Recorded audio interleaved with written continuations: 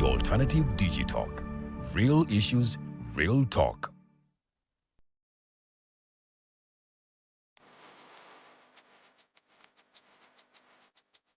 The Ugandan National Museum, a place where unforgettable memories are created. Traditions are found and a connection to our Paul is reinforced. It is not only a testimony to the history of our nation, but also impacts knowledge of cultural and natural heritage to the present and future generations for their enjoyment. Through a variety of activities and exhibitions, we gather to discover our traditions and create new ones. The Uganda Museum is our country's cultural icon that makes it accessible for the next generations to come together as our story unfolds and represents the interplay of our country's past and present.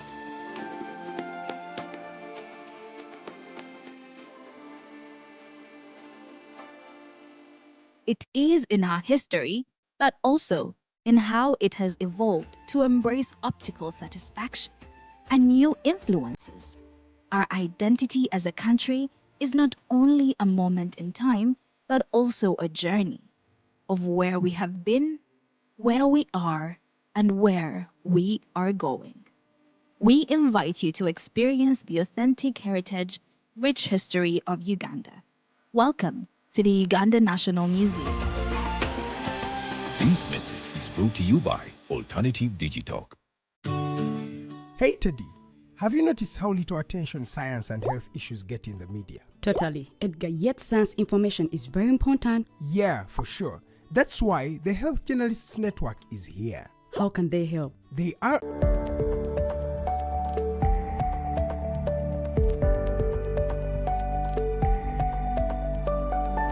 The Alternative Digitalk.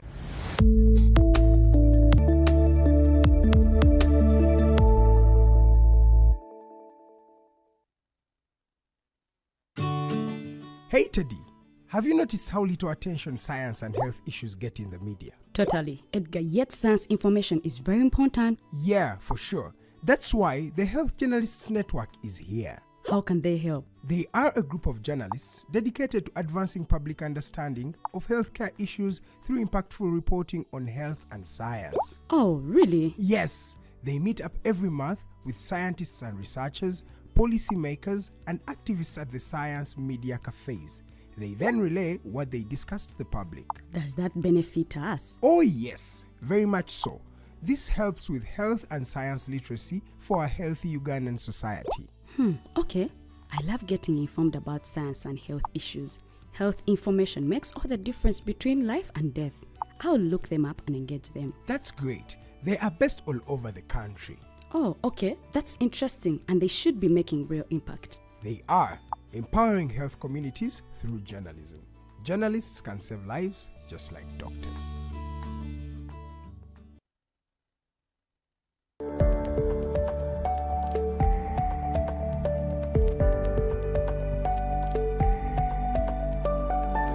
The Alternative Digitalk. Real issues, real talk.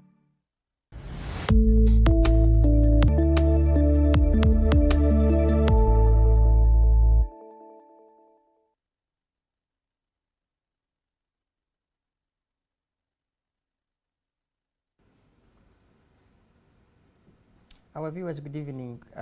My name is Tumuhimbise. Today being a Monday, 21st July 2025 is the year which many have termed the political year.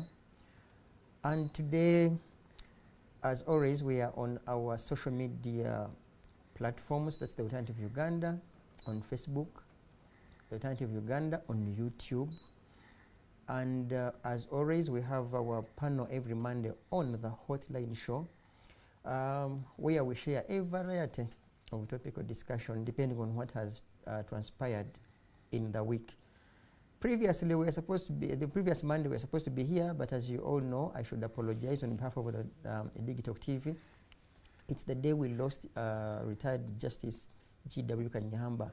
and therefore we were up and about, as you can imagine, because today marks a week since we lost the legal giant, and we're up and about. We must apologize. We've been up and about, of course, to manage a few things here and there. Today I have in the studios Mr. Vianney Ngoma, who happens to be the political commissar of UPM. And being an electoral year, he has gone to the archives and brought that attire of 1980s of UPM.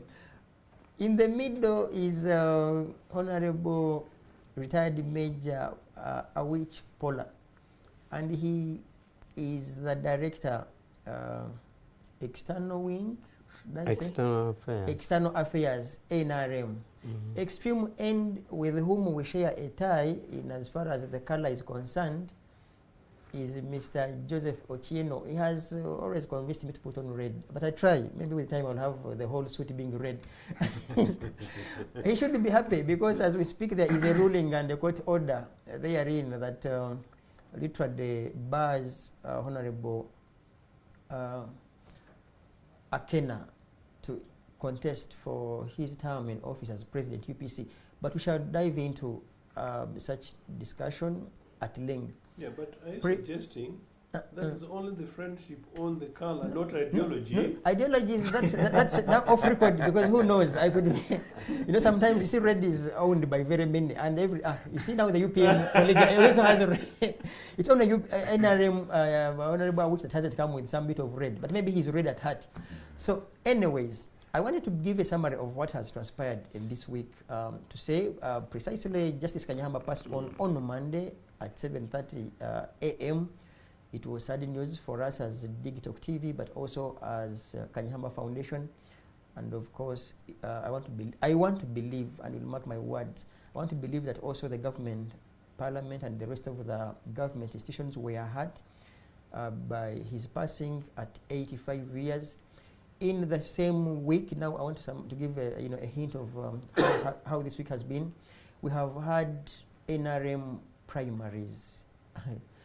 To some people, they even almost called them NRM secondaries, because it was even beyond the primary. Given the fights were not for primary people, for primary kids, they were for secondary and university kids. So the NRM primaries took place, and we shall also dive into that. What else that made news? The president, of course, I think yesterday or over the weekend, he issued a letter, very strict letter, which he has always done. In any case, there is a lot that has happened in these days. Now, I want to begin with Mr. Vianney Ngoma, who has gone to the archives and gotten the UPM. I remember Mr. Museveni putting one of those symbols in 1980 in the archives that we read at State Square. Peacefully, by the way, and apparently even a dark is not allowed at State Square. May you please say hello to our viewers, and then we shall proceed. Hello, viewers. That of Kanyihamba has left a big and a severe blow to us. In 1997, Kanyihamba grappled with us, but we overturned him down. He came with what he called inculcating the culture of constitutionalism, but we didn't even support him to create. When you say we, you and who? The NRM, NRA, what? All those. By then, we had one party. His target was for us to have a similar constitution like that of fellow regional members, East Africa. The one of East Africa, Kenyatta was there, left it. Those who followed left it there, and it is still there. That one of Tanzania, the same. But ours here goes with, I don't know whether it is being written or promulgated by one person. I don't know. These legislators and the lawyers will tell us what transpires. Because we have experienced a lot of constitutions.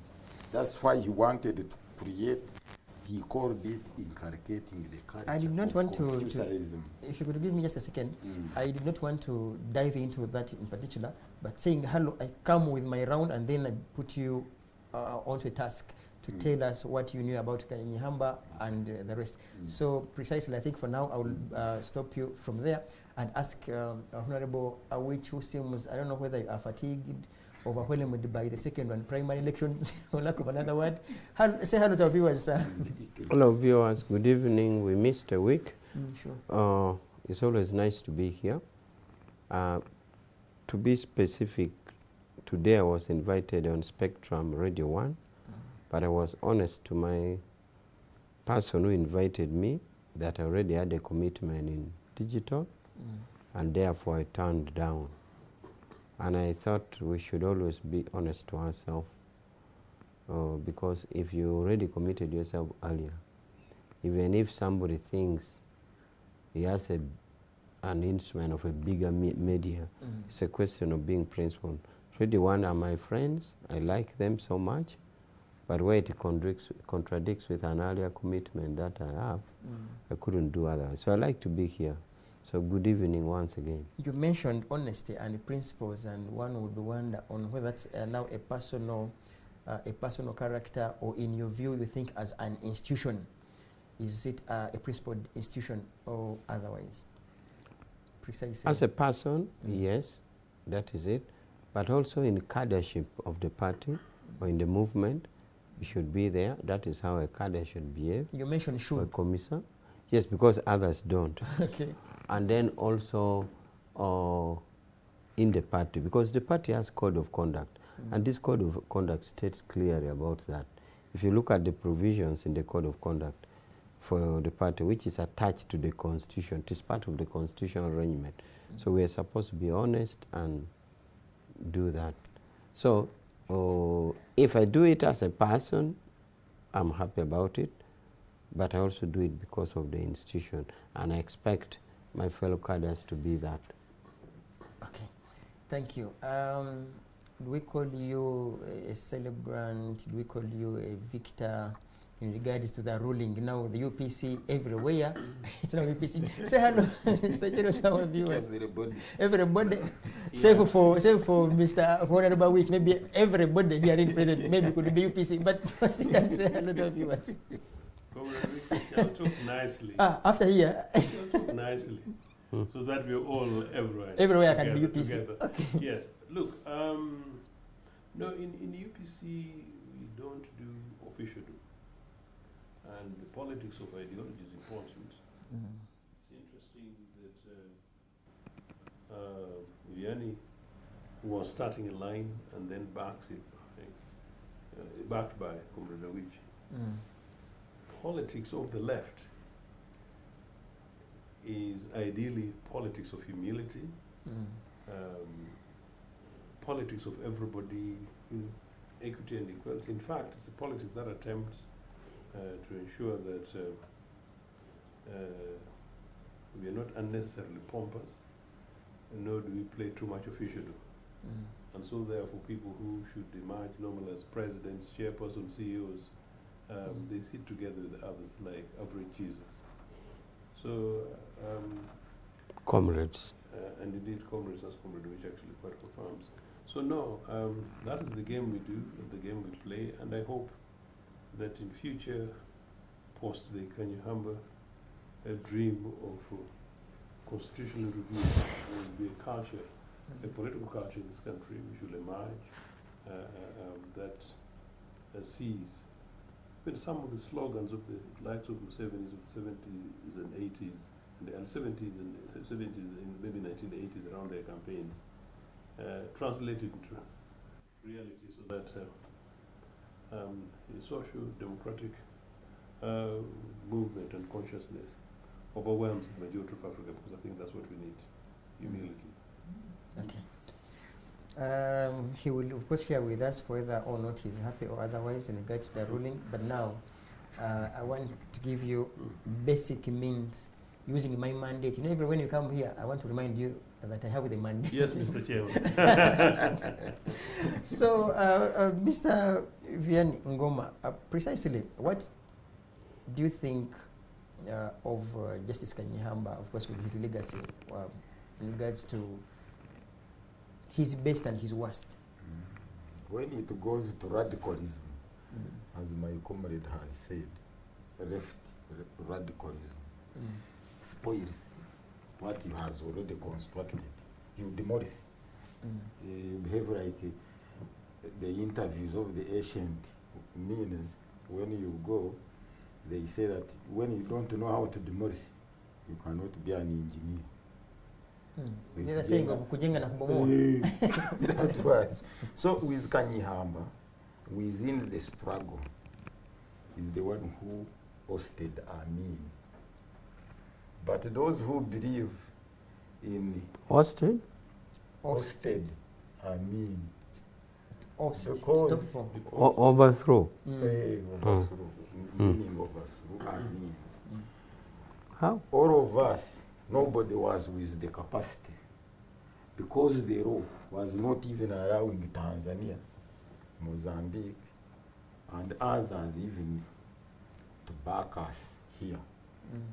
Even at the first meeting, we were thrown out that the question of liberating Ugandans is for Ugandans. not for any other foreigner. Because no any territorial integrity is allowed to interfere within the internal state affairs of another affairs. state. But for us having Kanyihamba, by then, he was the director of human rights in UK. Came when Amin attacked Kagera Silent, wrote a report of massive killings, which caused a meeting which sat in Ethiopia, condemned Amin on atrocities of crime against humanities. Then they allowed allies to support us here. But those stories are for me alone. Now you are no longer yours alone, because the public now has had some stories. Because they should be written in all books here. What shows you self-aggrandizement is here.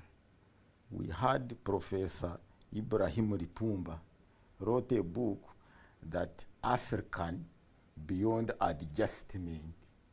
For us, we are beyond adjustment.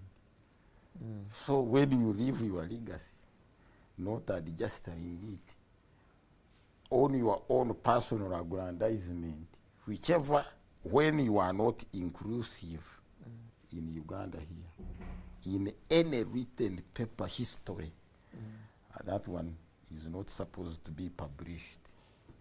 What should be published are praising talks and the like.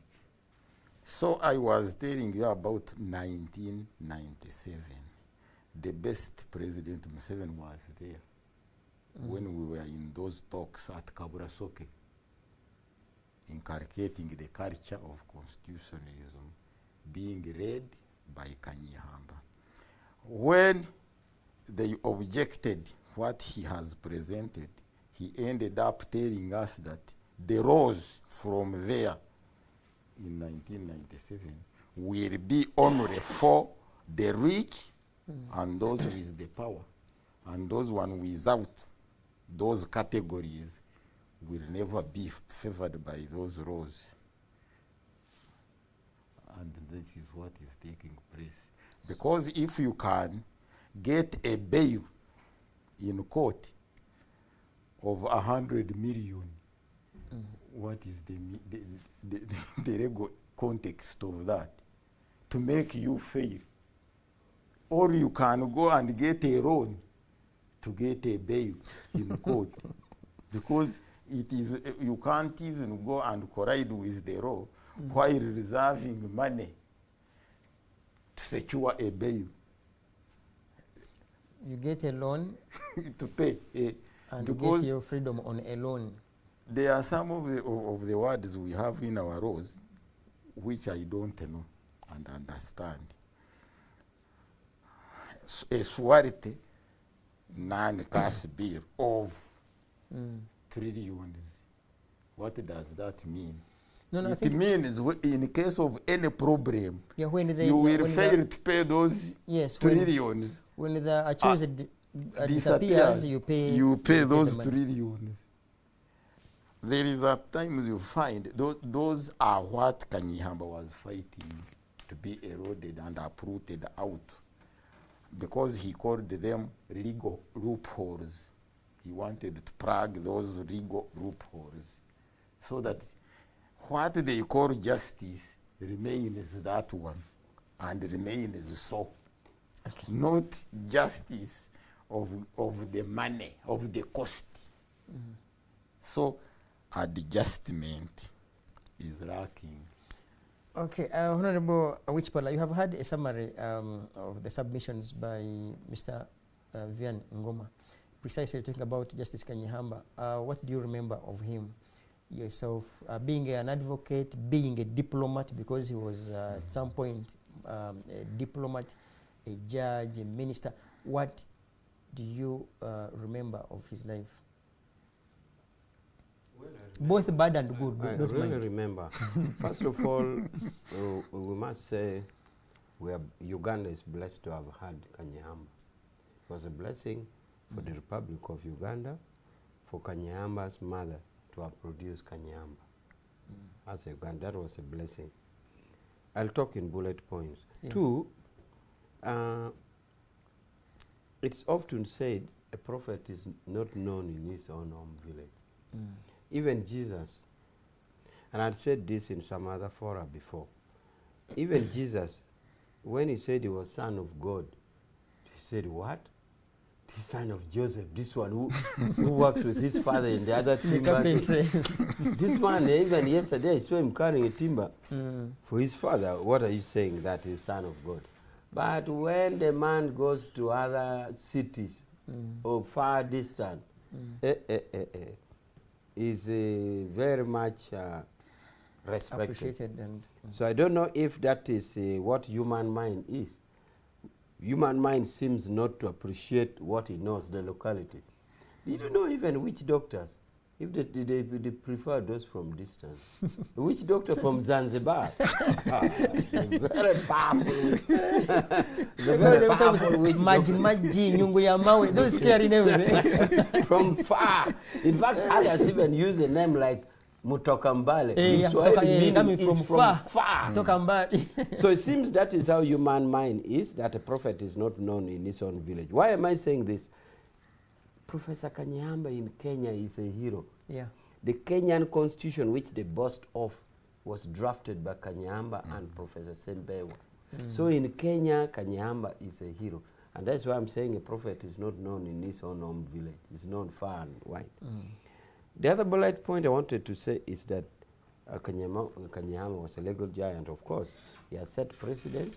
Precedents, as we all know, are binding positions of earlier ruling. He has set it good enough at the highest level at the Supreme Court. But even at lower court, wherever he has served, I think, but he has left precedents. Even in dissenting views, it is still discussed and it helps students. Dissenting views meaning if there are 7 judges and 6 rule the other way, Kanyihamba dissenting views still helps. And that was typical of Lord Denning. Lord Denning is a very renowned judge. Even in dissenting opinion, you still read and pick some principles. Knowledge in his dissenting view. So that is that. The other bullet point I wanted to mention is that as a minister, he was probably one of the most open-minded minister who would not read the position of the chair before he speaks his mind. You know, there are people who first want to read what is the chair saying. What is the mood like? But he would say it as it is, politely, and sometimes in a Kichiga way, blatantly. So he did it. Therefore, if there's this house called Uganda, you can trace Kanyihamba's party as constructed, and you say from that corner Yeah. to that corner. And the man put his bricks there. And that is his. So how I wish all of us will also live to contribute bricks on Uganda instead of taking it away, like the way Kanyamba did. So, about honesty, one last thing. He was so brutally honest. For example, I've said it before, he was Chancellor in KIU. Yeah. And I used to attend KIU graduation every year. So a year before, in the graduation, he had said that Basaja Balaba works so much, so he shouldn't be called Basaja Balaba, which is meant just seeing. He should be called Basaja Bakola because he works. Now, in the next graduation, our good old boy of Ntare School, Professor Kabojere, stands up and says the same thing, that Basaja Balaba should not be called Basaja Balaba, should be called Basaja Bakola. Kanyama shot up and said, that is intellectual dishonesty. I'm the one who said it. You quote me. Last year. He said you quote that Kanyama had said this. That you just don't stand up and start talking as if it is yours. He told Professor Kabojere there and then that is intellectual dishonesty. I'm the one who coined it. So when you are talking that, you quote that I quote Professor Kanyamba. Having said so that is what I know about Kanyamba, and may his soul rest in peace. Okay, in your submissions you mentioned two key things I want to highlight and also put them back to you. One, you mentioned about his courage to speak truth to power. Do you, because you are one of the senior officials in the NRM leadership, do you at a personal level have that courage? Yes, I do. And your colleagues? I don't know. But you sit with them, Honorable. What do you see over them? Do they read the president's mind and then begin to chicken away? There are some people who chicken, and there are some people who talk to sweet talk. But what I have also known is that President Museveni is very intelligent. When you talk to sweet talk and you are not principled, he notes it. If you tell the truth and you are committed about it, he even notes it and he takes on it and he listens a lot. Many things have been said. Can we pen that? Can we wait? Can we consult the law? When some people have raised it. So there people are divided. There are those who tell the truth, which I know President Museveni appreciates, but there are also those who talk for flattery, which in my language they say, Rorineghanyer means, chief, you have killed me with laughter. So anything the chief says, say, chief, you're really killing me with laughter. Now, where do you belong? I know that President Museveni notes that, but he wants the truth. And as long as you say your truth politely and humbly, but say the truth, he's okay with it. And we keep saying. And those who think they do flattery, even Museveni notes and he notes it and say, no, this is not. He may not tell you, but he gets to know it. Yeah, thank you, Honorable Awich. Okay, the second one, which I wanted also to highlight, you mentioned that if Uganda, you used an analogy, that if Uganda was a building, for instance, you can definitely tell that these bricks, from here to there, there is some contribution from Justice Kanyihamba. Do you, in your view, do you consider those bricks still existent, or some people are trying to tamper with the same bricks? No, the bricks are there because I'm saying Uganda is already built and it is already there. For example, jurisprudence, the principles of law that is set.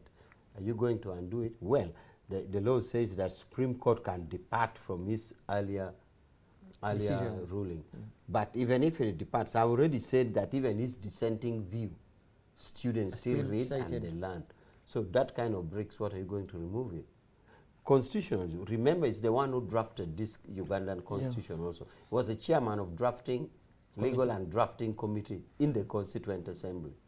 So are you going to throw this constitution in the water? I think his argument prior to his passing was that the very constitution we are talking about, for instance, here of 1995, as amended, his concern was, in fact, he used to use these analogies and he would say, I think these parliamentarians, each one of them has a rubber. Every when they feel like rubbing something, someone picks a rubber and, you know, rub with something and puts. So when you talk about the bricks, that's the context through which I am trying to inquire from you. on whether some of the bricks aren't being tampered with. Because if it's a brick that it is visible, the Constitution itself, it has some missing pages according to him. And perhaps if yes, you could no, clear that what I up. can say about that is that even the missing pages, he is the one who provided for it. That For the pages be missed. yes. For example, in his drafting, he provided what is he called entrenched provision Yeah. and the ordinary provision. Entrenched provisions means those provisions that you can't amend anyhow. Yeah. You will have to take it to a referendum. Referendum. For example, Article 44, which says the non-derogatable rights just you don't tamper with. Or the Article 1 which says power belongs to the people. Power belongs to Isn't the that people. subject to discussion, Honorable? Yes. At heart, do you believe Yeah. power belongs to So- people in Uganda? Yes, but let me first say that I'm saying the pages that are missing in the draftmanship of Professor Kanyihamba, he drafted that provision To create that the it future- can be amended. So, if anything, we should be crying with his name that why did you put this that can be amended and it is now being amended because he is the draft person now. But the others that will remain, of course, nothing is permanent. Yeah. I've always said that even this big road we are seeing here will Anytime- not be there for the next Forever. 50 years. It will be destroyed. So, all the same, the spirit of constitutionalism, the spirit of the Constitution will remain, even if you amend. And even those which are amended were his creation. He was the draft person. Created He the room drafted for- those which can be amended and those which cannot be amended easily. So he's the one who put entrenched provisions and a non-entrenched provision. So we should be crying with his name. okay, that's Honorable Awich Pollar. Gladly, he's an advocate, so when it comes to matters of law, incidentally rather, Justice Kanyihamba shared with me back in the day that Lord Denning was his supervisor, and it was just unbelievable. So when you talk about such brilliancy and consistency in matters of law, I think he's he was. I think I learned a lot from Lord Denning. he learned a Lord lot. Denning was in those days lawyers were believed to be artists, Yeah. but Lord Denning was a scientist sure. turned lawyer. Scientist turned Turned lawyer. artist, so it was so good. So I am glad. Yeah, so he was. He shared with me. He was Lord Denning's student. Okay, Mr. Ochieno Joseph, the UPC Congress of the People. Kindly share your memories and or anything that you think maybe the public doesn't know about Justice Kanyihamba, or the public ought to learn and continue promoting about Kanyihamba's legacy. I think we should put on record that digital television has made a substantial contribution to the celebration of the life of Professor Kanyihamba. When I attended the living celebration of his life 2 years ago, Yeah. I was hugely impressed by your contributions and the contributions of everyone else who attended. And we should also put on record that you should be a proud young man having the privilege to be chairperson, to head his foundation, on the basis of what everyone else is saying. Number two, talking about students, I think I'd like to encourage many people who want to know the quality of the kind of people we're talking about, from Lord Denning to George Kanyihamba, to look for Olaro Tunu's speech. Who is, by the way, his student. You know, Olaro Tunu, Bishop Sentamu, I hope you know Bishop Sentamu in UK, Canterbury, I think, he was in Canterbury. Then Ben Wacha, Eric Aruhanga, all those are his students. Olaro Tunu being one of his first student when the Makerere Law School was established. Yeah. Proceed. So you can say anything, and Ugandans can be sometimes very irritating when it comes to politics, because sometimes politics compels, and it's an amazing intellectual dishonesty that sometimes when political differences come in, people cease to become objective. It's very irritating to me. But anyway, so if people listened to a Lara Tunu's speech at the celebration at George Kanyahamba's home 2 years ago, as the lead speaker, and indeed as his student, you know, you see the quality of the guys we're talking about. So, an important loss. That said, the Ali Kanyahamba I knew, is one in which I was extremely disappointed, because particularly in the 90s, I knew that he was a legal giant, and like many other people who were then associated with the NRA regime of Mr. Museveni, was saying, how can brilliant people, including this very brilliant lawyer, be a legal advisor to Mr. Museveni when our people are being massacred in northern Uganda? The huge amount of human rights abuses that was taking place under the regime, including the fact that political parties had been banned, and George Kanyahamba is here minister, you know, when a basic fundamental right of the peoples had been put in prison. So that was me and my perception, in fact not perception, my actual thought about George Kanyahamba. So I regarded him as a scholar, but I thought he was the traitor of the cause. Fast forward to the recent Kanyahamba, starting with that very impressive position they took when he plus 3 others resolved that they would take a position and in the case between President Museveni and Attorney General, yeah, 2006. Yes. You begin then to see quality of men and women. And if you see that here, I concede that I fundamentally oppose this guy.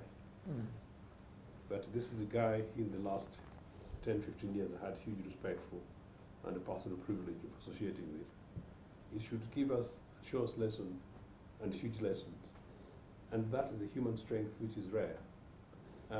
Kanyahamba, on the basis of his complete conviction, worked with Mr. Museveni. So whatever opinion Ochieno has and had, he did to the best of his ability, to the best of his knowledge.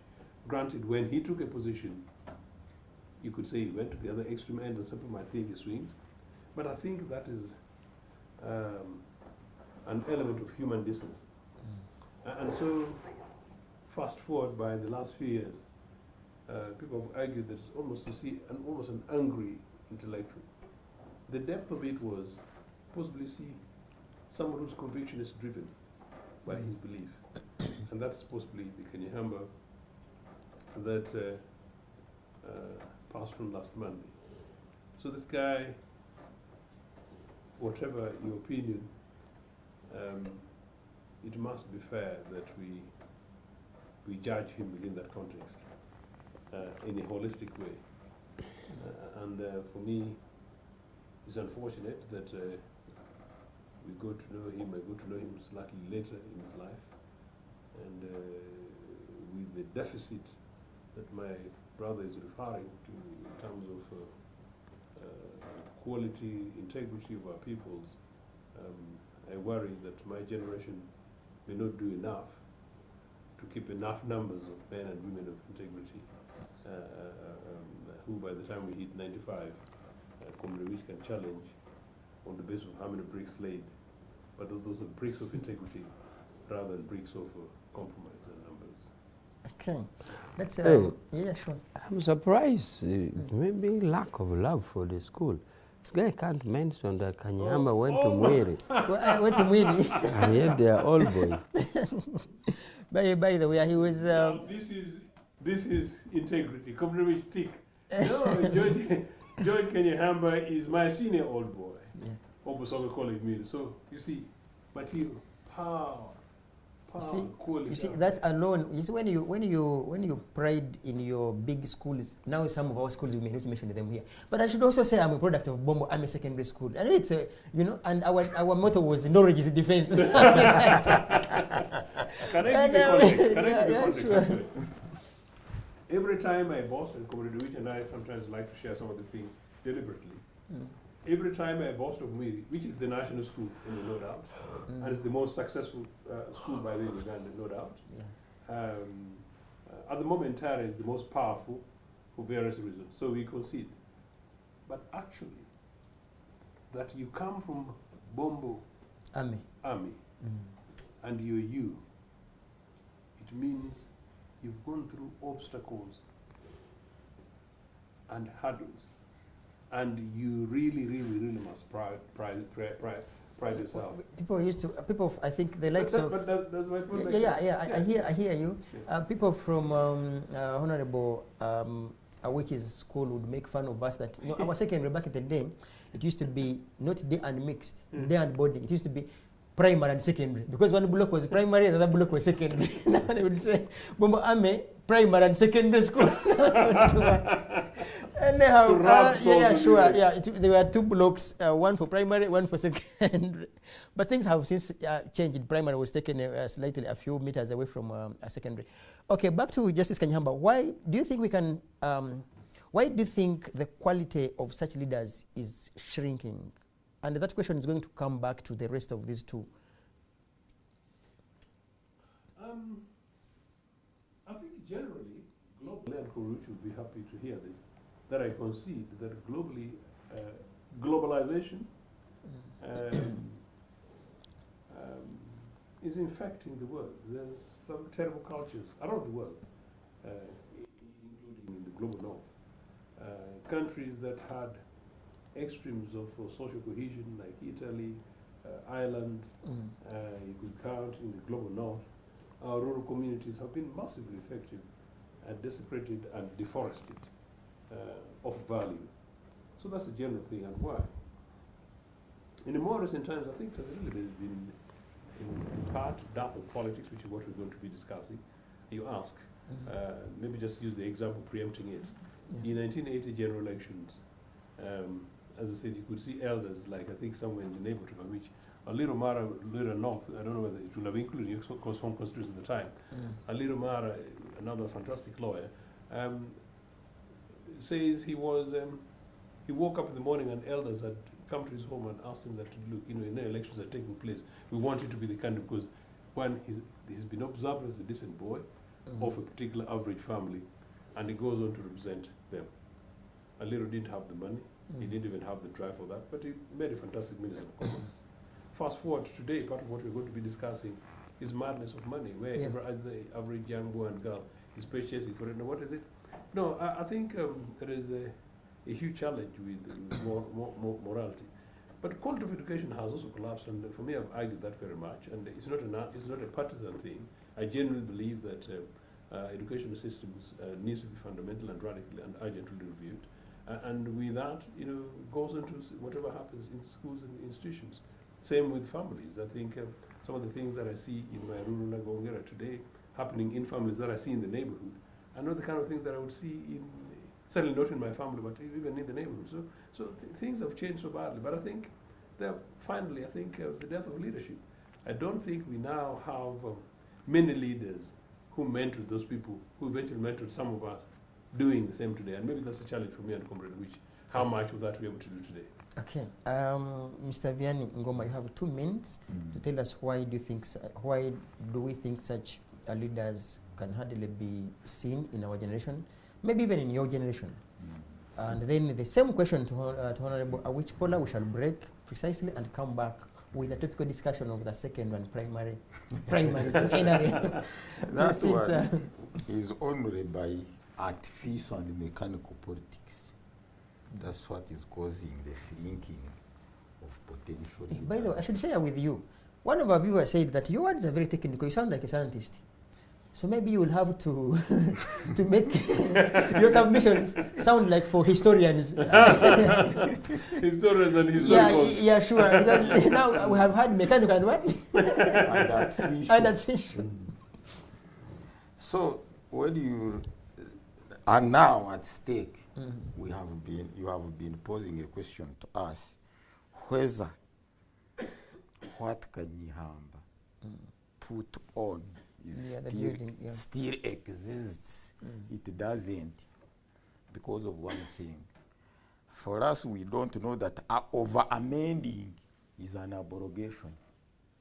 When you over amend the constitution, you remove it and have another one, and retain the year when it was promulgated. When the content within is We new. remained with 1995, but every article amended, that is a new one, or an abrogated one. Precisely. So- Now, I'll bring it back to you. Why are such people very rare of late? The practice itself takes them. Whoever is direct, they have the word which they have brought in politics, that selling and buying. Most gentle technical, they are not bought. It must be a Katemba one to be bought because of propaganda and popularity. We are reading everything with popularity. Popularity, when it goes beyond, it takes it to cheap popularity. We are running every political party with pressure groups. We'll reach there. We'll reach. You can't go through. We'll So, reach. therefore, overpowering the quality of leadership It's one of the reasons. sublimed by these big, not ideological scientists in the practice. Okay. Honorable Awich Pollar, if I may rely on the inter alia submissions, you mention, and it's on record, that you have been broad enough to speak truth to power, talk to the president, maybe this is wrong, and you have mentioned equally that, of course, there are people that will simply be there to flatter, you know, to flatter around. And where do you get the courage to have some bit of the resemblance of Justice Kanyihamba? While others... No, but I'm not happy you are changing the question. You had said the question that asked. You see, you are taking my mandate now. You see? Because I have been sitting... Have you felt the pinch? Because you had told me I was sitting and doing mental research. So now all And my research I've done, now my research May you I have to allow put me in. ambush you that, okay, you mentioned, and I repeat, you have often times told the president or even any other powers that, look, this is what I think, this is what I suggest, while some of other colleagues have come up not, you know, simply for purposes of pleasing the president or even other powers. Where do you derive such courage? Okay, I'm going to answer that question where. But you want the other one? But I will also, yeah. You see, You want to become first the of all, examiner why and I wanted this one was that because I was a little shocked by your question. And why was I shocked? Yeah. Because the question is very intelligent. Maybe I didn't expect you to be that intelligent. It was a very intelligent question. And at the same way, remember our time, in the same time, his answer was also very intelligent. Our motto and is that's knowledge. why I wanted to join on Honorable, it. our motto at Bombo Army, knowledge is defense. So you can't even So let me think on that, then I come to your answer. I want to In a join minute my we go for a colleagues. break, yeah. And it is not a simple thing, that the question you have raised. Why we don't have that? Yeah. You see, I share a part, kind of, maybe we package it different, but it's school of thought. You see, when the Bretton Woods institutions grabbed the world, Bretton Woods here means it's a city in the United States. Bretton Woods is a city in the United States where they sat and passed this thing of World Bank and IMF. Yeah. So it is attached to the name. Now, when those Bretton Woods institutions came up, it grabbed the entire world. So the world moral changed. Yeah. The world moral changed. Because their system was liberalized. Liberalized, in other words, put everything in capitalism to its letter. Therefore, that was a time when they said even health, liberalize health, let health, don't say government is doing anything. Education, let government do anything, nothing. Now, no man, once you cannot claim to make the economy private and make the moral social. For example, when you are saying the economic is my cows, my money, my house, my property, you can't now turn around to say our moral. It is conflicting. It becomes mine. In other words, not what is wrong to you is wrong to me. Wrong to the For society. example, a lady may think, if I walk on Speak Road and sell myself, it's her it's body. me, I think it's okay. When you think it is immoral to sell yourself on the street in Speak Hotel, that is your business. So now, this Bretton Woods thing grappled the whole world. Did you know, Comrade Ochieno, that even in Soviet Union during the socialists, there were no beggars and no prostitutes on the street. When they liberalized the economy, Everyone has a right to prostitutes came up, to beg. beggars came up, everything. So, and it affected every aspect of the society. Our moral was decayed. So, I wanted to join in the answer that the became challenging because the economic was private. You can't have a private economic system and you expect a social moral system, because the social is a superstructure on the economic basis. Once you tear down the economic basis, you tear the rest, okay? And that is when prostitutes started walking on Speak Road. Yeah. It used not to be there. There used to be something in Kisenye, in hiding People in do Kisenye. it Yeah, in illegal bars. in hiding. Yes, in but bars, not you as- go to a bar, you see a lady seated in a bar, and she's easily approachable, but not marketing. It's now an open market. So, I like to say that the global moral system was affected by and that is why even things like same-sex came up. Because if you think it is immoral for me to marry a fellow man, that is your moral, but my moral is okay. So you cannot say our moral and yet my economic basis. It breaks. So I just wanted to join there. Now, and that also now join on where I picked the courage. Where I picked the courage is because my social background. I come from a communal kind of society. I did not come from a purely capitalistic society where the nearest I could see as a capitalist aspect in my young growing up, where you go to a shop and you find in the shop this writing like, you are my uncle, yes. You are my brother, yes. But my business does not know you. Meaning that I only link with you on money. I don't link with you on blood relations. I don't link with you on any other relation. But far and over is that I grew up in a village setting where even a child was a child for the village, not a mother's child. But in a purely capitalist, is my child.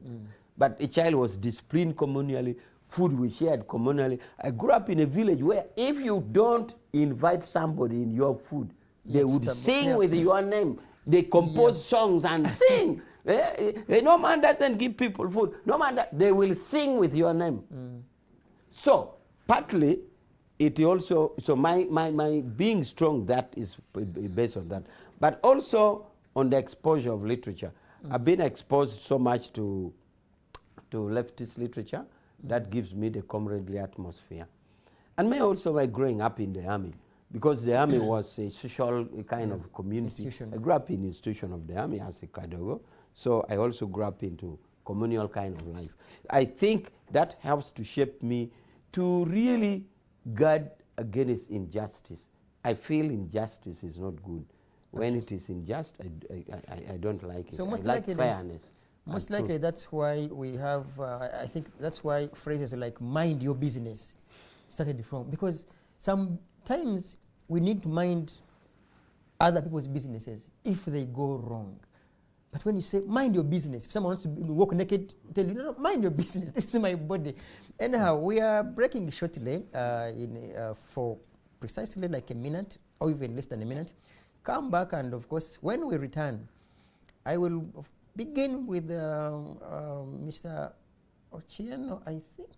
I don't know, should begin with Honorable Awich, because he's an ambassador of the NRM primaries with what transpired. He has to share with us because he has a lot. I think the rest of the colleagues will respond to his submissions because he has to be put on the wall, on the spot, in good faith. We are coming back. Instead of protesting, just 30 seconds to conclude this area of interest. Just in a few seconds. Kanyahamba was very important. Yeah, sure.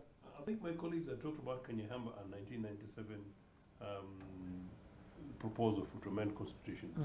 And then my brother Ngoma was talking about East Africa and the different kind of constitutions. Yeah. I think it's an interesting point if it had succeeded, because part of my arguments has also been that that constitutions should not be just made and read.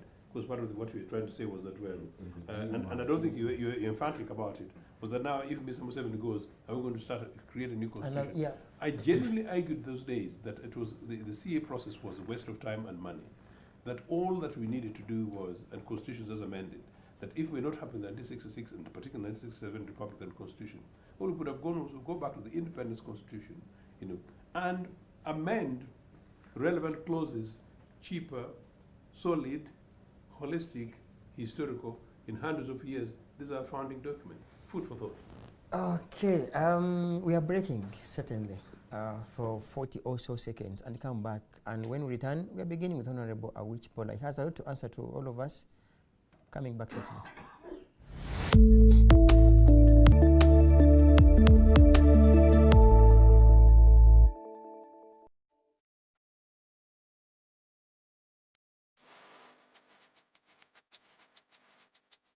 The Ugandan National Museum, a place where unforgettable memories are created.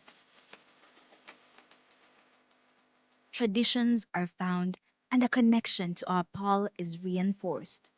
It is not only a testimony to the history of our nation, but also impacts knowledge of cultural and natural heritage to the present and future generations for their enjoyment. Through a variety of activities and exhibitions, we gather to discover our traditions and create new ones. The Uganda Museum is our country's cultural icon that makes it accessible for the next generations to come together as our story unfolds and represents the interplay of our country's past and present.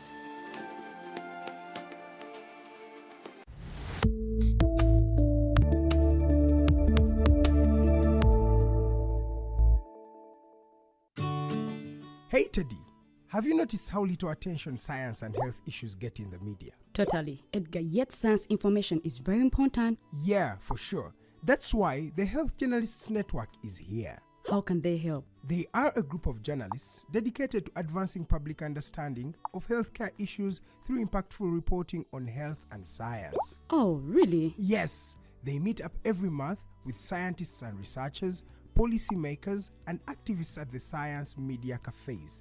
They then relay what they discuss to the public. Does that benefit us? Oh yes, very much so. This helps with health and science literacy for a healthy Ugandan society.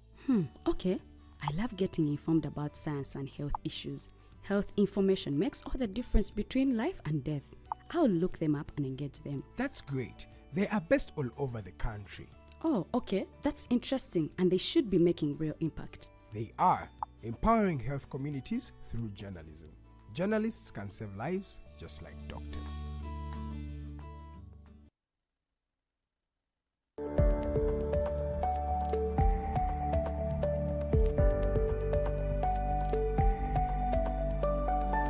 The Alternative Digitalk. Real issues, real talk.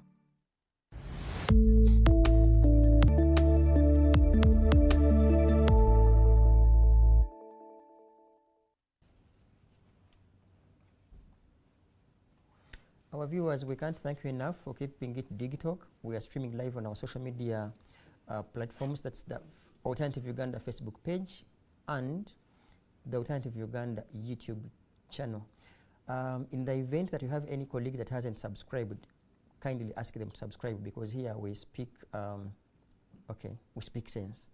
And of course, important sense and relevant sense. That's why we have such a beautiful panel, much as the word beautiful is associated with women. Okay, brilliant panel. Let me use that word. Like we said, we are now diving into our topical discussion, which says, what do the NRM, electoral violence and irregularities, communicate as we head into the 2026 elections? But also, I want to ask viewers out there that we declared here time ago that we have studio numbers, and I want to kindly share them with you so that you can call and ask any of the panelists in this studio. Do not mind, just call them. So as long as you tell me your what is it? Okay, so as long as you tell me your words, I want you to be as mature, as respectful as you can, and call our studios live on 0791 146 762. I repeat this number. It's I think it's an MTN. 0791 14 67 62. The other number for people who have Airtel, it is 0700 999 054. I repeat, 0700 999 054. We shall ask any question. Ask them. We have Honorable Awich Pollar. We have Mr. Ochieno Joseph. We have Mr. Vianney Ngoma. He has gone, like I said, he has gone to the archives and gotten the UPM. You could even ask him questions of 1980s.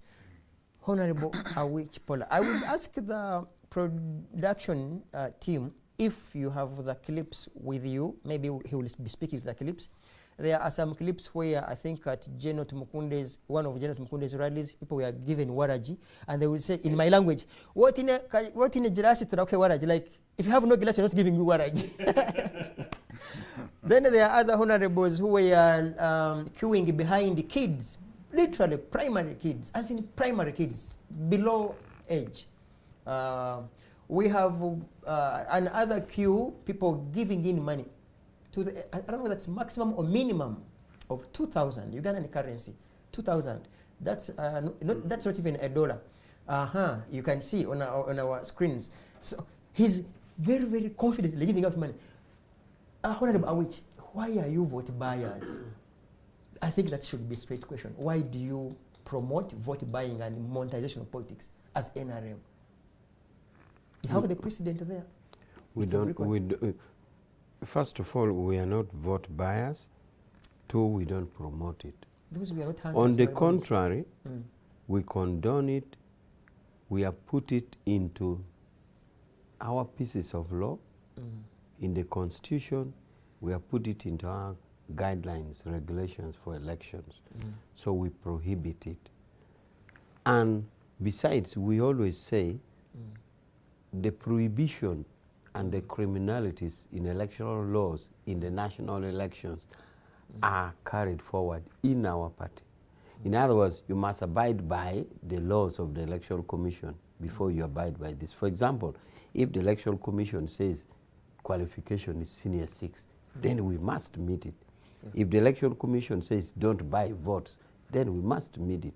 So the national laws first, then we have done it in our regulations. So we don't do it. We really don't, because if you say, why do you buy? It's as if it's a an acceptable norm. We allow it and we like it. No. And we don't promote it. What do you make of your colleagues? Because let's mention names like, in fact, even General Otafire was someone, he said, and I will use my, our language because we share a language, and he said, Kuturaheza Koronda tuza senta wai haraji. Like he said, after what we should go and they give you haraji. So it doesn't, like, so what is it that makes people that vulnerable to an extent that you queue up and get 2,000? Do you think those colleagues, in your view, In fact, as far as I know, the president has issued a statement, a letter, and warned, in fact, as we came here, that there are some officials in the NRM, I think returning officers, that have been arrested. But for how long shall we have that? People bribing in broad daylight. For how long? Because in any case, what does it communicate? Because we are headed to the general elections, Honorable Awich. Such a precedent. For how long? It's a tricky question. I am with an For advocate. as long as we have not got the machinery or the capability to stop it. Therefore, it is incumbent upon us as a party to stop it. If we get the capacity to stop it or the procedures, it would even be in 1 month's time, would have stopped it. So, how long is determinant on how we get the solution. But as you know, that to every problem there's a solution. Only that our human mind has not clicked the right knob. Even HIV/AIDS, there's a solution, but only our mind has not. So now that this happens to us, we should think about it. Maybe I widen my thinking because I seem to be answering your short questions and it makes me leave the context. I like to say that this primary election, we had put the test of our internal democracy. We had put our internal democracy to test. Because, and I said it somewhere and I saw people misinterpreting it, I will want to try to make it clear that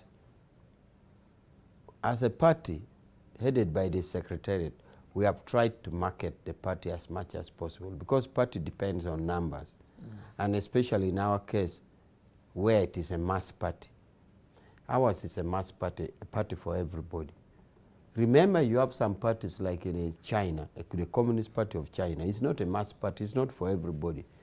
There are 1.5 billion Chinese, but only 90 million people are members. So meaning that it is not a party for everybody. It is not a mass party. You have 1.5 billion Chinese, and only some people struggle to be a member of the Communist Party of China till death, and they finally get membership at 90 years or 80 years, but they have been struggling to be a member. So now, in the case of a mass party like ours, where we have managed to recruit people, the challenge of internal democracy poses a real challenge. And that's what I've been saying, that to every solution that you create a problem. And I've always given the example that if you want to industrialize, you create industries, but you create a problem of pollution. But you're not going to run away from industrialization because there's pollution. So as you expand the party, you get a challenge of internal democracy. And as I said, and I was misinterpreted, I said, much as some party, like JEMA, will go to persuade and beg people to hold their flag, for us, people are fighting to death. They are death, already registered death. And some people say, when I said that, I condemn death.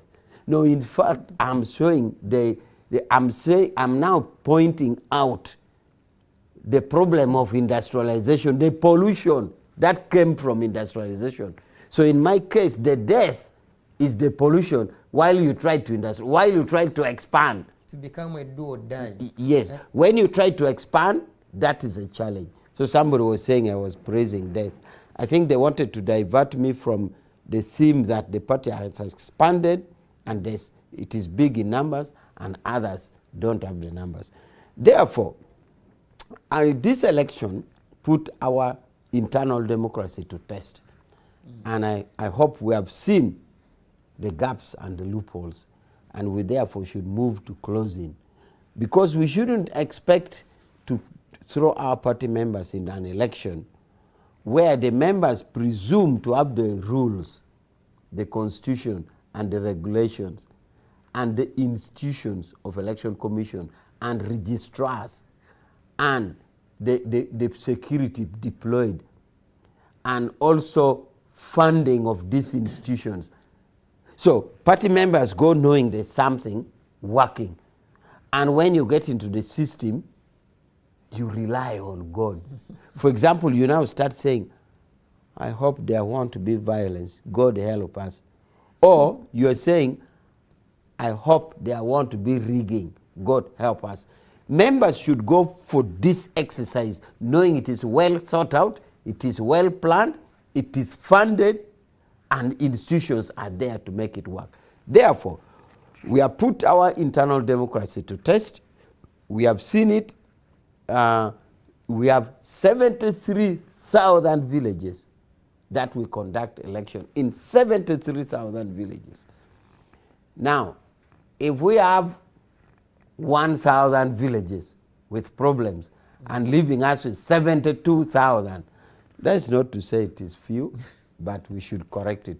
So it's a challenge we shall take on, and it's a challenge we shall live to try. We may not be perfect, but we should try to have a free and fair election. Now, Honorable Awich, again, I want to ask you on behalf of our viewers, given the precedents as they were, do you, with due honesty, accept that there was voter bribery, that there was violence, that there was irregularities? Let me not use even a lot, that there were irregularities. Yeah, I think I concede.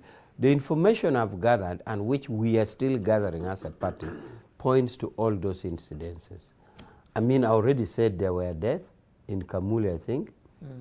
That's, I think, General Tumukunde's, where General Tumukunde's son was contesting, I think, in Iduwedo, and there was also Nakaseke. And I will, of course, ask you before we leave here, in fact, before I give them the microphone to either or, about arms, guns in elections. Okay, but first your question whether I concede to those other malpractices.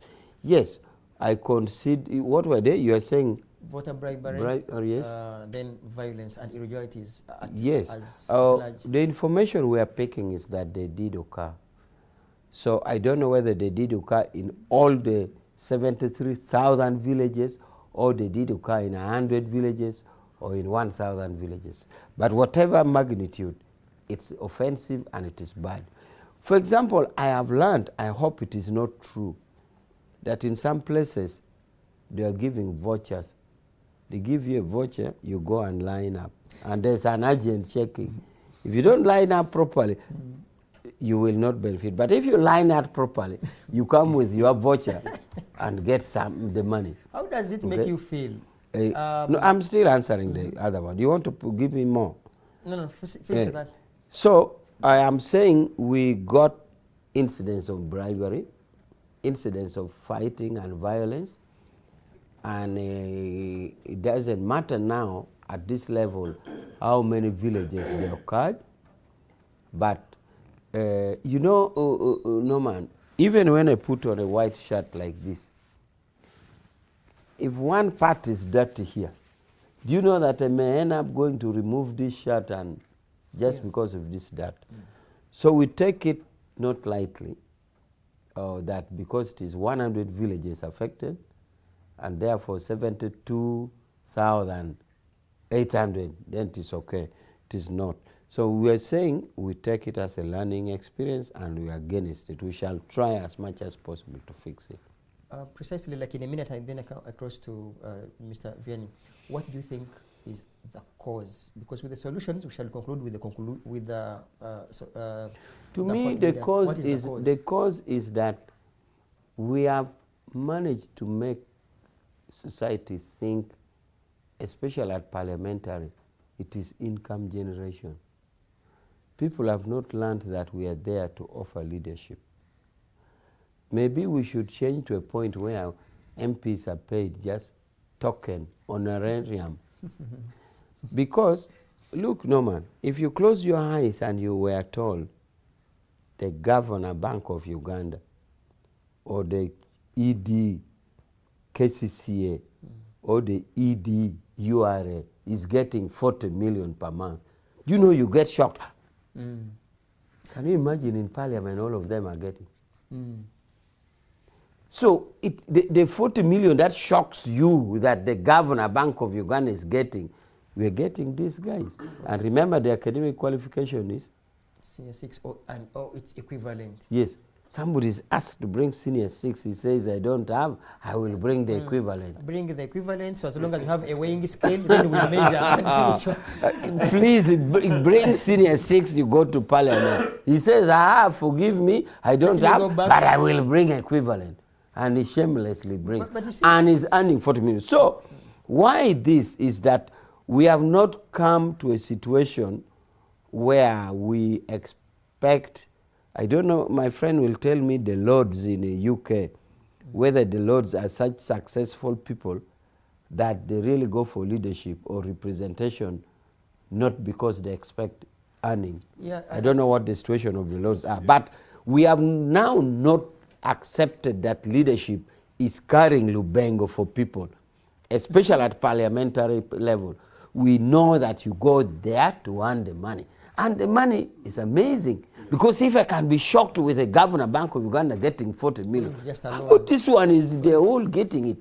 And by the way, 40 is an average. Yeah. There are those who get 60. Depending on the mileage from Yes, there are those who get 60. So that is why you now see it is a life and death thing. So we need to reconfigure. There are people who are thinking in the terms of the numbers itself. Are these numbers sustainable? Should we not reduce it? Or should we not reduce the money? Maybe we reduce the money and all this run away. Won't you have, you want to attract enemies if you say they should reduce the money? Won't you be, I read some play under a title, an enemy of the people. So you want to become an enemy of parliamentarians when you suggest that they should reduce No, but money. first of all, my opening remark was that there are schools of thought. So if they think it is a witch thought of... An ambassador of that school. If they think a witch thought, but it's okay, I have a right to my opinion. Okay. In any case, I have a right to my opinion. But I'm saying some school of thought are thinking that. But it's already in the public domain. It is already written here and there and being debated. So it's really not a witch thing. It's being talked with about. This segment, and then I cross to Mr. Vianney Ngoma. Aren't you convinced, just like I am and others, that it is your making as NRM? You're the ones who have brought big numbers in parliament. You're the ones that have brought about big salaries to parliamentarians, and then to make it now a do and die. Isn't the blame yours? No, it is not. Remember, this is connected to the other question we had answered about the moral. We had said the global nature. The global nature did it. So NRM just was in power at a time when this global move, the Bretton Woods institutions was rotting up the society. So it's not really an NRM making. Okay. You have heard it all from...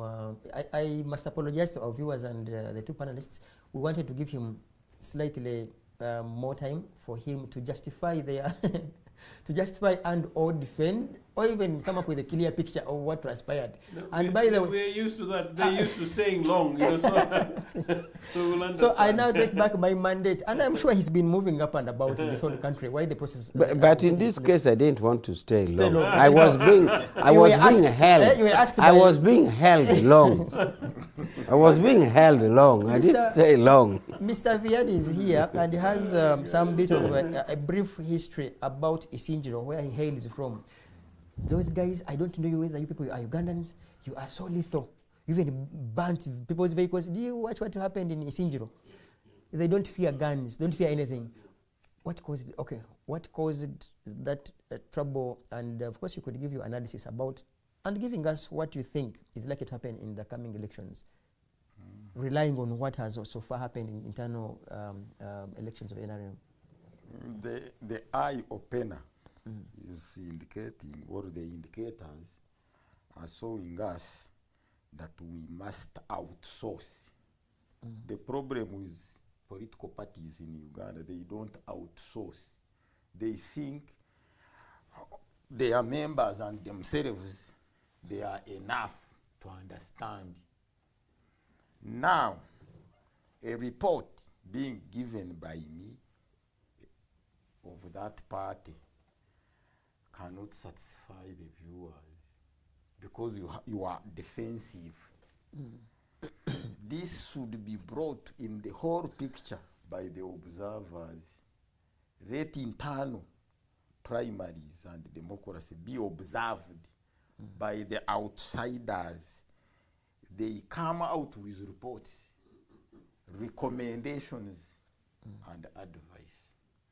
Because take an example, the opinion of Comrade Awich is good and satisfying, but the organ which controls him is supportive to it. As we have seen, they have declared somebody, a phone call came overturning it. What can you do? You have to bow with the order. NRM should be richer with the wisdom of CCM because they stayed together, and so as this UPC. president of UPC, they stayed together, but their practice differ. Nyerere told these two that never risk to get a member with a habit of a prostitute, political prostitutism. He talked in Swahili, tabia za kimaraya maraya. Heshima yao inanunulika. A person whose dignity is bought. To have such members, whether you like or not, you will not have a platform to convince them to deviate from massive bribery, canvassing for votes, even inciting them to fight. You cannot, because they must make sure whether the application is wrong, whether it's good to the party members, what the score is won to win the elections. No matter how. Now the question which we are bringing here on the table of voters, the minors to vote, a question came to them. It was answered back by the voters are those in the register. And even the testimony we have from them, even those minors are registered, because it is a guesswork of by 2026 they will have reached 18. Now they have shown them that they can be patient not to reach 2026. They can vote now. So this work in registration is dangerous and it is poisonous to yourself. A registrator, the one who should be saving us with this kind of registration is NRM. Because in Parliament, it is only by aye and no when it is contrary. So the aye having it is by majority. So whichever should be polished and clean, we expect it from them. And they have betrayed us now. In convincing us to go multipartism, it was for all registered multipartists. But now, those to be funded and listened to with representation from Parliament, they are even now killing the dialogue. It is for these 2, 3, 4 parties with representation. And while the target was, when we have, they were calling it opening up the space. And they are now behaving like Amin, who declared mafuta mingi, and at the same time when people grew richer, declared economic war against their pockets. Now this one is opened for us all to register. Now closed us in the house called the parliament. This is why you see nobody who can check them. Now, what is causing all this you are telling us, or even you are putting on the screen there? Temptation. When you tempt, in politics there is what they call the economic geography of the pocket. in religion, by my comrades, it was with Matthew, which they called fracateur. When the independent churches came by the wider fracateur, when one was fighting to fill his pocket with money. Now these ones are coming in that context and practice. Now you cause remunerations. They have words which they are attempting people with. And even in the public service, they have killed the public service. I have never seen where they tell you that we want a servant here, and they tell you the salary. They call them appetizing remunerations, choices, salaries. So you will not come, you will not get servants. You will come, you will get those who have come to survive. Now we have political survivors, not political servants. They know that they are just calculating 5 years. When you miss it, you are growing more poorer. When you score it, you have it. And they should also condemn these salary loans. Because after winning the elections, the bank is at your door, giving you a lot of money, vehicles, luxurious. So what is influencing is only one, the law in place. It is allowing them to practice by hurdle, by hook and crook to achieve. These are achievers. They are coming to achieve, not the science of governance as it started. When it changes to that rolling, and massivity is equivalent to criminality, because you will fail to control them. Because when they are massive, you will need massive police. You will need massive military. You will need massive who and massive registrars and returning officers. Everybody will play his own tactic, whether right or wrong. And even you checking them, I don't know why internal democracy doesn't have tariff forms which they tally at the polling station, and every agent go with one. I have seen them on your screen here, and others while I am at home. They can stay for 3-4 days. Even the contestant doesn't know he has scored how many. Because there are others who were tired like women. Because I don't know whether one of the Sechkubo's declaration reforms. I don't know whether they fabricated it. These it was for women IT people, but I found Sechkubo and the like fellow contestants tired as women representative of Rwemiyaga. Rwemiyaga being Zimbabwe district at the same time. Okay. So now let me give a case study to my brother. In NRM, what you call a register is not there. What is there? A pamphlet. What killed the register? How do you call people's register a pamphlet? What killed a register in NRM is one. I will give him all the names. He calls a meeting for them. You have a minute. I'd like to Mr. Awich. Sorry, the wife Ochieno. of Sam Kutesa came with an idea. Which one? The late? The new one, this one, okay. not the rate. Of digital registration, brought even machines. By then, Namayanja was a minister of national guidance.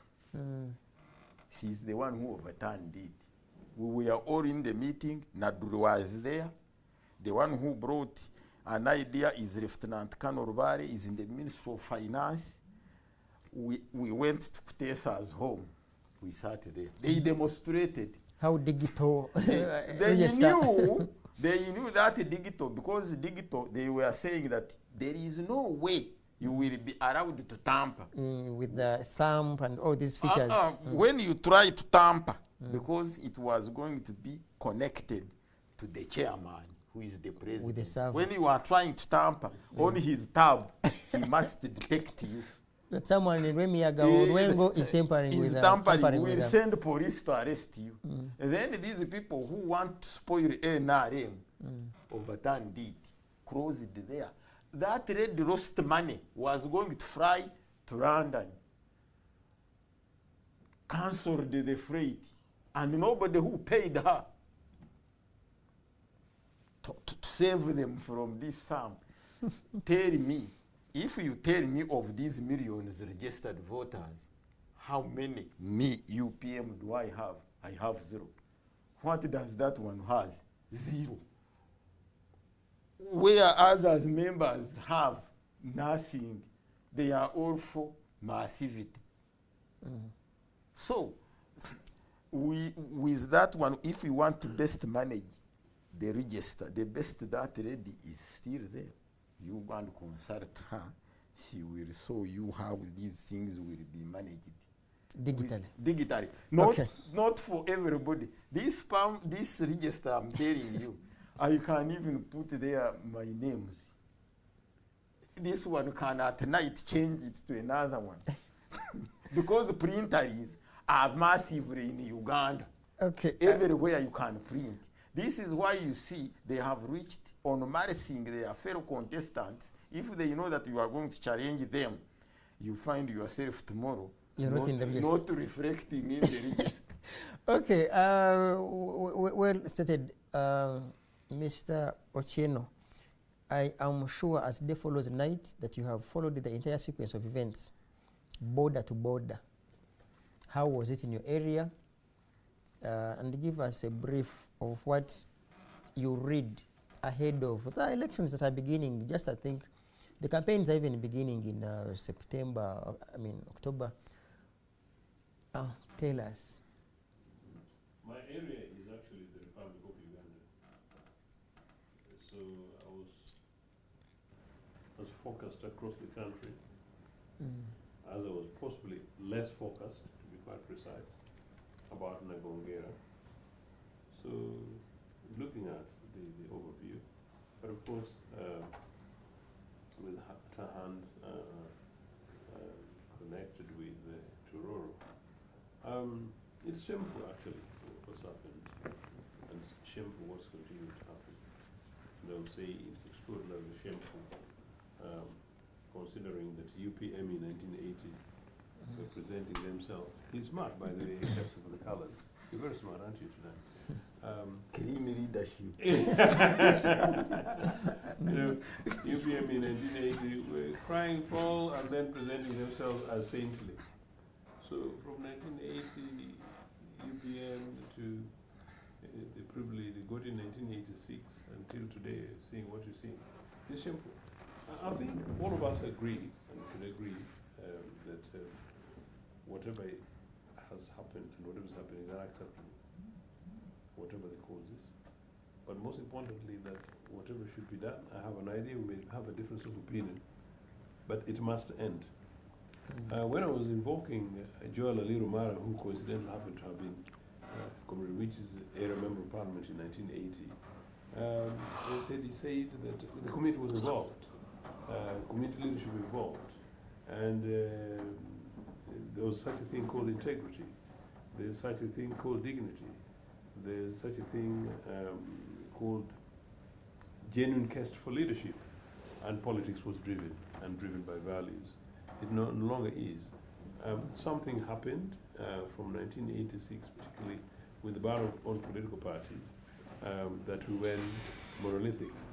Politics ceased to be politics of ideology, but rather than politics of personality. Personal merit politics, as it was called.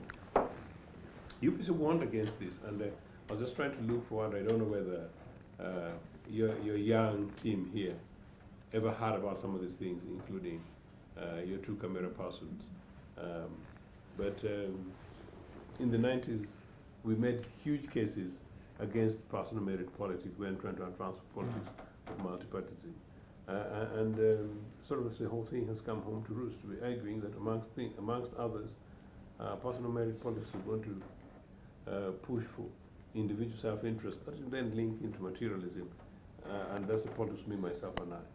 But very quickly, I just want to say this, that although it's true broadly, and we agreed generally that globalization, and particularly as driven by IMF and World Bank, particularly on this content structure adjustment program, contributed immensely, and has contributed immensely to some of the challenges we face today. What I, of course, don't agree is that every African country imperatively had to bite the bullet. The first country that was approached was Uganda, and Milton Obote immediately after the fall of Idi Amin. I've said this several times. And because we had a manifesto, we had a commitment, but we had a leadership, that was driven, visionary. In terms of our programs, we said this is what we stood for in the 60s and delivered, and this is what was interrupted by Idi Amin. We've come home and we've looked through, this is what we want to see in our country happen. And we refused structure adjustment program. Before then, this case, much later, came back and then went to Ghana and others. So why I'm saying that is that amidst all this thing is also a question of leadership. And Comrade Awich is right, that while some people are pushing to please and some people are pushing to grab, what is important, what is clear is that if there was leadership at the top, let's say it's top, these attempts by Mr. Museveni in the last 2 days, whether it's politically leading to the next elections or not, I don't know. If it is said no, there's no reason why this thing doesn't stop. Why is it happening? It's happening partly because of the reason that I've given, but partly, on the other hand, the death of institutions and institutionalism. But also, Comrade Awich concedes the fact that they are basically continuing to play experimental democracy. Let's try with this, let's try with this. I can tell you that this lining up thing is extremely outdated. I have had a number of conversations with colleagues in NRM, and I have many, and they're substantially divided, and most of them actually they agree with us that I think it was an error to try. But is it about that? Fundamental to that is this thing that Awich talked about, that politics has now been so monetized that while the electors have to seek, the guys who are now supposedly going to Parliament, it's a matter of life and death. It is such a privilege that I want to agree, because I want to limit it because we don't have time, to the points already raised, but really because of import, that a future UPC government, and one in which I am a party, would seek very radically to reform Parliament, one in terms of size, and then 2 parliamentary remunerations, and then 3 possibly processes including qualifications. It may be unpopular, but it's something that needs to be handled. It's completely unfair that we have the size of Parliament that we've got. And as Comrade Awich said in a very interesting way, that qualifications, minimum qualifications, all A level, and by the way, you don't necessarily have to have A level, so long as you can prove somewhere, somehow, that you have a mini equivalent, and whatever that equivalent is, and immediately you get that, you're entitled to over an average of 50 million Uganda shillings every month. Extraordinarily criminal, open. And I think if you put that, if you put that as a manifesto conversation here on the table, and you talk to citizens will agree with you. Because sometimes you were asking Comrade Awich, is it implementable or not? No, sometimes we just need the boldness as leaders to come and talk truth to power to our citizens. People will see this thing. I'm just limited in many cases by logistics. Let me concede today on air, Comrade Awich is going to be very happy. If I had the capacity, when Museveni gave 100 million Uganda shillings to NRM legislators, if really there was organization going around the country and saying no, particularly because it's election season, the outcome will be very different. So, on top of that, you get bribed with 100 million shillings, a huge amount of money for an area. I just came from West Nile last night. I visited some parts of this country. I didn't know, this poverty, and even passed via Polisa, the oil city, and I was trying to show one of the people with whom I was traveling that, look, this is the oil city area, but just look at those girls and boys, those girls predominantly, lining up to go and fetch water. You see real poverty. 100 million shillings will transform those places. So it's not surprising that when election comes times, you see that shamelessness of 2,000 shillings. But you know, if Mr. Museveni so decides and is able to use this as an example, it's a message to him. You know, maybe we can have hope at the coming elections. I stood in 2006 and won elections, and it was rigged. I stood in 2011 and won elections, and it was rigged. And right now, sometimes I simply say that, look, I don't know whether I want to go with all the energy, forget about the money, all the energy, and suffer. And you know, people are going to play money, play security, play irregularities, and get away with it. So if I did that, around, I think 2000, particularly 2006, when we're approaching 6 o'clock in a cut of time, my campaign chairman would say, oh, the other village were many a time I said, no, we must stick to the, and partly strategic, it was strategic because I didn't want to give NRM an excuse to reign on me. But genuinely, I wanted to be exemplary. And finally, how you can have this money and get away with it, I don't know. In most other countries, including, I keep on using the example of Britain, there's no way in which you can do this and get away with it. There's no way you can do it to get away with it. I'll ask you to stop it at that for now, and we are going to spend two minutes, and then we shall leave here. Honorable Awich Pollar, you see, I am a follower, and I read and watch history. There is no doubt, and there is no way we can remove the president from such donations and such monies when it comes to giving out money. People out there are crying and are wondering why now that the gentleman is moving across the country, giving out hard cash, like has made it very petty. He will even ask, do we still have that much? And I mean, it's on record, and with due honesty, and I don't want to sound like I'm extreme, but it's on record, because these things are done in broad daylight by our own Jaja, His Excellency the President, and he asks, do we still have like 30 million there? So, where the presiding officer of this whole country asks whether he still has some bit of cash in his vehicle, what do you expect of an MP? Whether he would ask, do we have 2,000 shillings there also to distribute? Don't you think your commander-in-chief is part of the monetization process of this whole thing? I don't think so. Recently, I think such a debate came up. Or he was the one trying to advise MP. Was it State of the Nation address? Yeah, I think it was State of the Nation. He says in the minds of the legislatures, they found it prudent for the Fountain of Honor to give money. And that's when he was telling the MPs that don't compare yourself with me, because I have a budget for that.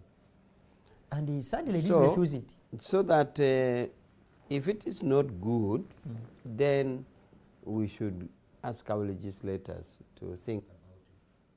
But I think the logic was that as Fountain of Honor, or as a president, as he moves, he gets into direct challenging situation of people who are needy.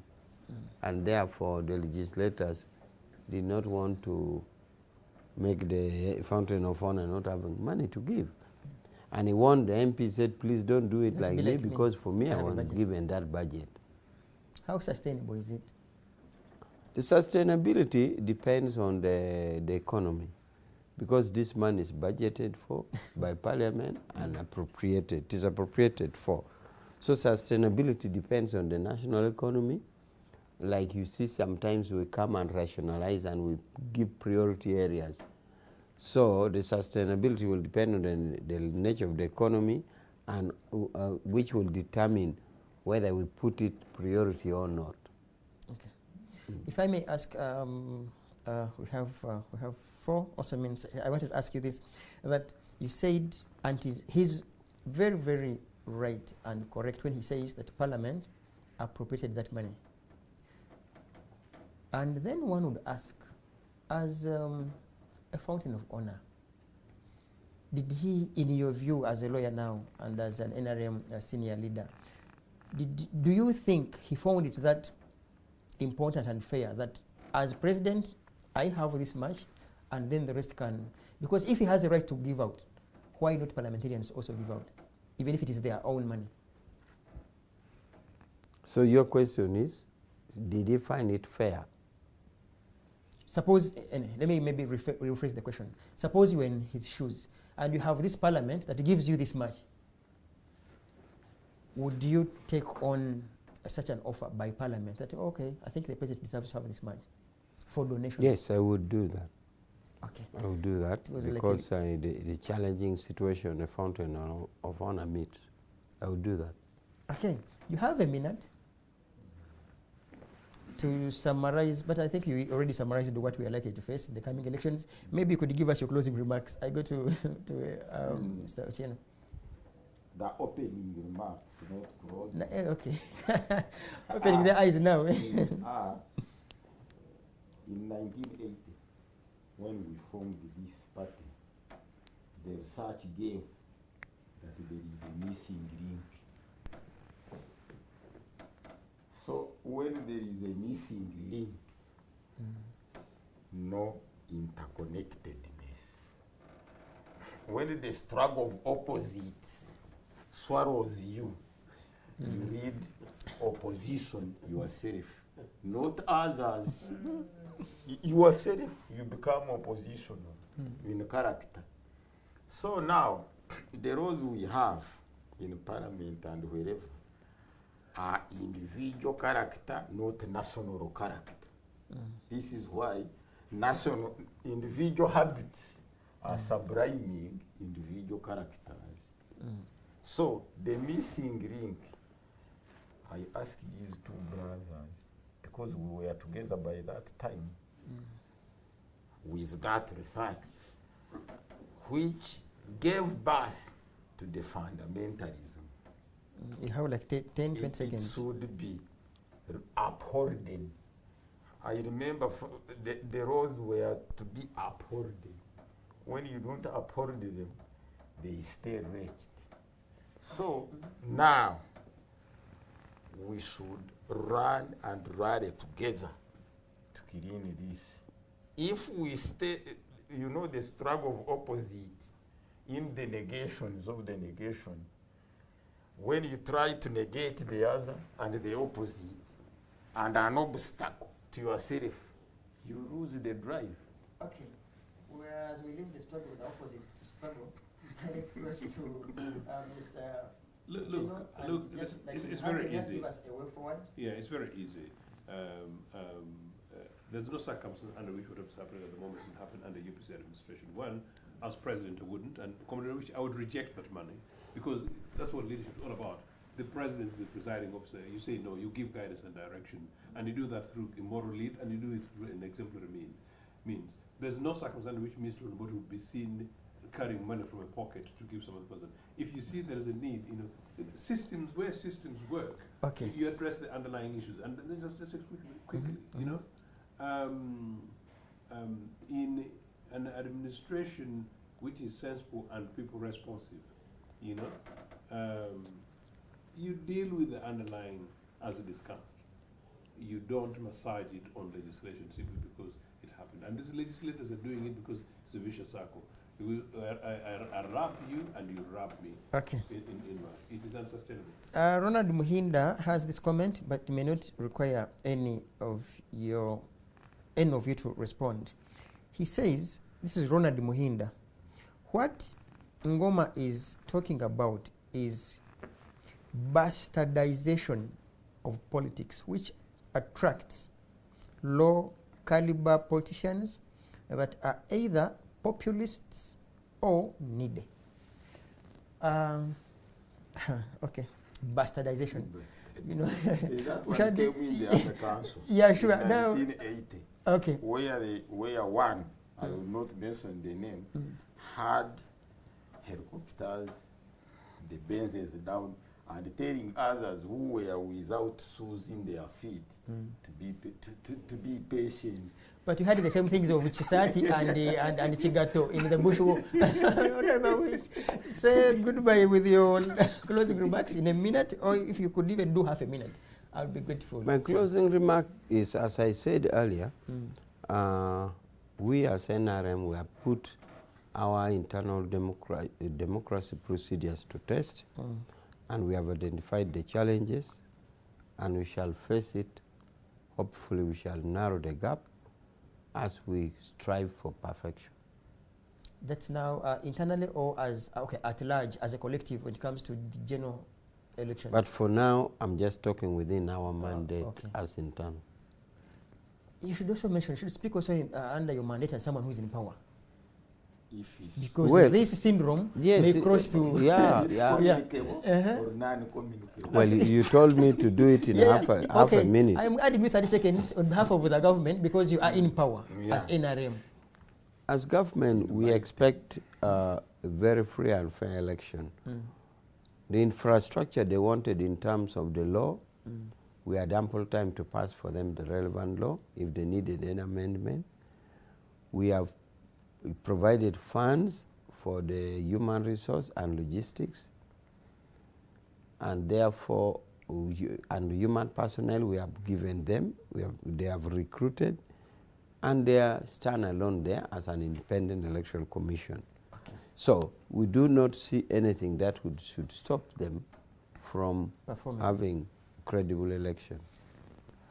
You have heard, I shouldn't add even an apostrophe onto his submissions. My name is Tumuhimbise. Let's catch you tomorrow.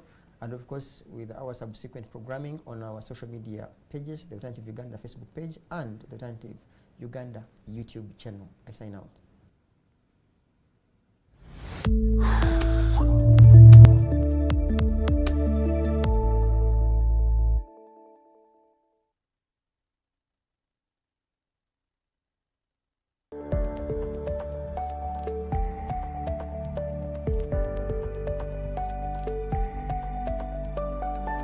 The Alternative Digitalk.